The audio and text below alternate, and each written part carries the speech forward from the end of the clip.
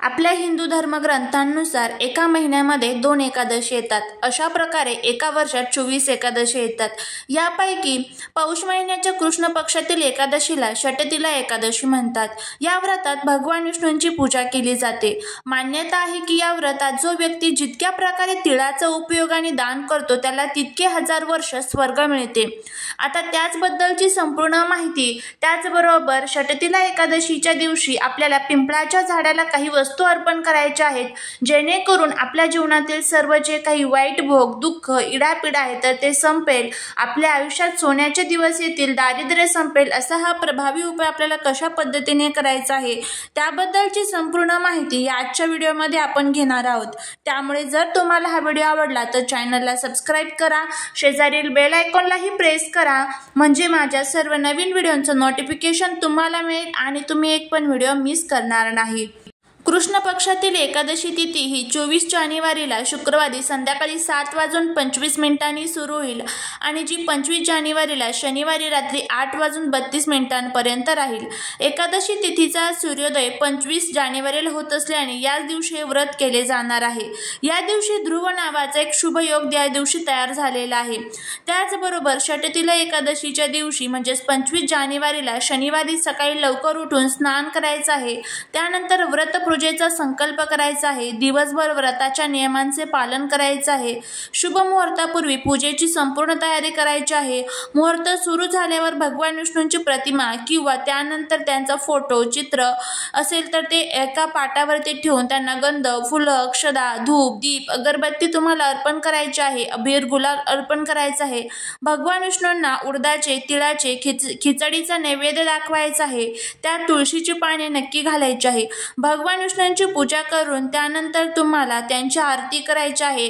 सकाळ संध्याकाळ नैवेद्य दाखवायचा आहे। अशा पद्धतीने आपल्याला भगवान विष्णूंची या दिवशी पूजा प्रार्थना करायची आहे। कारण या पृथ्वीचे, या सृष्टीचे कर्ता धर्ता हे भगवान विष्णू आहेत। त्यामुळे त्यांची पूजा, उपासना, प्रार्थना करणं हे आपलं प्रथम कर्तव्य आहे। माता लक्ष्मी त्याच घरामध्ये राहतात ज्या घरामध्ये भगवान विष्णूंची सेवा केली जाते। त्यामुळे एकादशी या ज्या तिथी असतात त्या संपूर्णपणे भगवान विष्णूंना समर्पित असतात। आणि त्यातल्या त्यात ज्यावेळेस शनिवारी एकादशी येते, शनिवारी एकादशी आल्यानंतर जर आपण पिंपळाच्या झाडाची उपासना केली तर आपल्या घरामध्ये कधीच कशाचीच कमतरता राहणार नाही। घरातील दुःख, दारिद्र्य, दोष, अडचणी, शत्रुपीडा, शत्रुबाधा सर्व दूर होईल आणि भगवान विष्णूंची भरभरून कृपा आपल्यावरती होईल। कारण एकादशी आणि त्याचबरोबर शनिवारी भगवान विष्णू हे साक्षात पिंपळाच्या झाडावरती माता लक्ष्मी सोबत निवास करत असतात आणि जर आपण पिंपळाच्या झाडाची सेवा केली तर आपल्या सोबत माता लक्ष्मी आपल्या घरी येत असतात। इतका हा प्रभावी उपाय आपल्याला या दिवशी करायचा आहे। तर आता हा उपाय कशा पद्धतीने करायचा त्याबद्दलची संपूर्ण माहिती या आजच्या व्हिडिओमध्ये आपण घेणार आहोत। त्यामुळे जर तुम्हाला हा व्हिडिओ आवडला तर चॅनलला सबस्क्राइब करा, शेजारील बेल आयकॉनलाही प्रेस करा, म्हणजे माझ्या सर्व नवीन व्हिडिओंचं नोटिफिकेशन तुम्हाला मिळेल आणि तुम्ही एक पण व्हिडिओ मिस करणार नाही। त्याचबरोबर कमेंटमध्ये जय माता लक्ष्मी लिहायला अजिबात विसरू नका। आता पिंपळाच्या झाडाला आपल्याला कोणती वस्तू अर्पण करायची आहे, कोणत्या कालावधीमध्ये करायची आहे, हा उपाय कशा पद्धतीने करायचा संपूर्ण माहिती आपण बघणार आहोत। आता त्या अगोदर बघा, भगवान विष्णूंनी स्वतः जे विष्णू पुराण आहे त्यामध्ये सांगितलेलं आहे की मी स्वतः एक पिंपळ वृक्ष आहे। पिंपळ वृक्षाची पूजा केल्यामुळे जीवनातील जो काही पितृदोष असतो ना तर तो दूर होण्यासाठी मदत होत असते।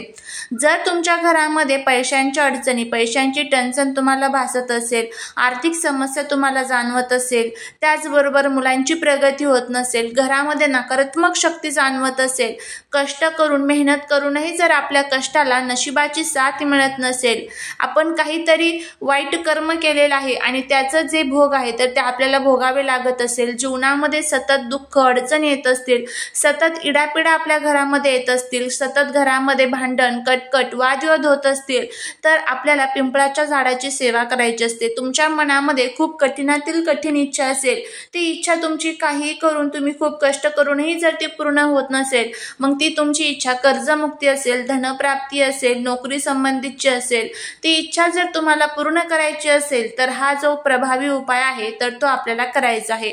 तर आता हा जो उपाय आहे, शनिवारी षटतिला एकादशीच्या दिवशी तुम्ही व्रत एक वेळेस नाही केलं तरीही चालेल, पण तुम्हाला हा जो उपाय आहे तर तो करायचा आहे। तर आता हा उपाय कशा पद्धतीने करायचं आहे ते आपण बघणार आहोत। त्यामुळे जर तुम्हाला हा व्हिडिओ आवडला तर कमेंटमध्ये श्री स्वामी समर्थ लिहा। व्हिडिओ स्किप न करता शेवटपर्यंत बघत राहा, जेणेकरून संपूर्ण माहिती अगदी व्यवस्थितपणे तुम्हाला मिळेल। काय करायचं आहे, सर्वात प्रथम सकाळी स्वच्छ आंघोळ करून तुमची रोजची देवपूजा झाली की त्यानंतर तुम्हाला सकाळी हा उपाय करायचा आहे। एक दिवा घ्यायचा आहे। हा दिवा तुम्ही मोहरीच्या तेलाचा घ्यायचा आहे। आता मोहरीचं तेल नसेल तर तुपाचा घेऊ शकता, पण शनिवारी शक्यतो करून मोहरीच्याच तेलाचा दिवा लावावा। मोहरीच्या तेलामध्ये आपलं दारिद्र्य संपवण्याचे आणि जर आपल्या डोक्यावरती काही शनी दोष असेल, राहूचे दोष असतील तर ते सर्व दोष दूर होत असतात ज्या वेळेस आपण मोहरीचे तेलाचे दिवा लावत असतो। तर आता त्याचबरोबर एक तांब्याभर पाणी घ्यायचं आहे। त्या पाण्यामध्ये तुम्हाला थोडीशी चिमूटभर हळद टाकायची आहे आणि त्यानंतर तुम्हाला तुमच्या आजूबाजूला जिथे कुठे पिंपळ वृक्ष असेल त्या पिंपळ वृक्षाजवळ जायचं आहे। तिथे गेल्यानंतर सर्वात प्रथम तुम्हाला त्या झाडाला हे जे पाणी आहे तर ते ओम नमो भगवते वासुदेवाय नमः या मंत्राचा जप करत करत अर्पण करायचा आहे। त्यानंतर तो जो दिवा आहे तर तिथे अर्पण करायचा आहे आणि नंतर तुम्हाला हा जो उपाय आहे तर तो करायचा आहे। आता सर्वांनाच कलावा माहित असेल, जो लाल कलरचा कलावा असतो, जो आपल्याला पूजेच्या साहित्याच्या दुकानामध्ये मिळतो, तर तो कलावा ज्याला रक्षासूत्र देखील म्हटलं जातं, जे आपले रक्षा करण्याचं काम करतं, आपल्या इच्छा पूर्ण करण्याचं काम करत असतं, तर तो जो कलावा आहे तर तो तुम्हाला या उपायासाठी लागणार आहे आणि हाच कलावा आपल्याला इथे वापरायचा आहे। कलावा घेतल्यानंतर तुम्हाला काय करायचं आहे, हा कलावा 7 वेळेस प्रदक्षिणा मारत मारत पिंपळ वृक्षाला तुम्हाला गुंडाळायचा आहे आणि मनामध्ये तुमची जी काही इच्छा असेल ती इच्छा तुम्हाला तिथे व्यक्त करायची आहे।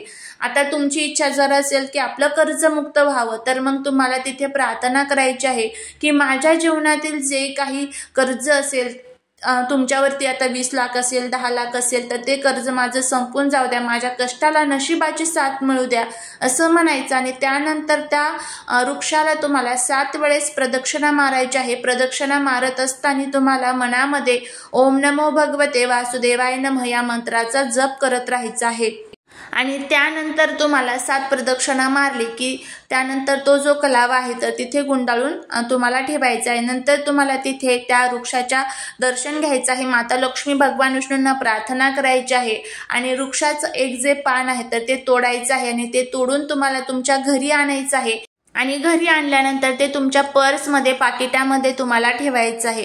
यामुळे कोणत्याही नकारात्मक शक्ती तुमच्यावरती हावी होणार नाही आणि त्याचबरोबर ज्या पद्धतीने आपण हे पान आपल्याजवळ षष्टीला एकादशीच्या दिवशी ठेवू त्यावेळेस माता लक्ष्मी आपोआपच आपल्या घराकडे आकर्षित होत असतात। तर असा हा प्रभावी उपाय आपल्याला करायचा आहे। तर तुम्ही नक्की करून बघा, नक्कीच तुम्हाला त्याचा जो फायदा आहे तर तो होईल। अगदी साधा सोपा उपाय आहे। जर सुतक पिरियड्स असेल तर तुम्हाला हा उपाय करता येणार नाही। जर तुम्हाला करायचाच असेल, घरामध्ये सुतक पिरियड्स असेल, तर नंतर तुमचं सुतक पिरियड संपल्यानंतर एखाद्या शनिवारी तुम्ही हा उपाय करू शकता। तर हा जर व्हिडिओ तुम्हाला आवडला असेल तर तुमच्या फ्रेंड्स बरोबर, फॅमिली बरोबर नक्की शेअर करा। त्याचबरोबर कमेंटमध्ये ओम नमो भगवते वासुदेवाय नमः लिहायला अजिबात विसरू नका। भेटूया पुढच्या एका छानशा नवीन व्हिडिओसोबत, एका नवीन माहितीसोबत। त्याचबरोबर चॅनलला सबस्क्राईब करा आणि शेजारील बेल आयकॉनलाही प्रेस करा। श्री स्वामी समर्थ।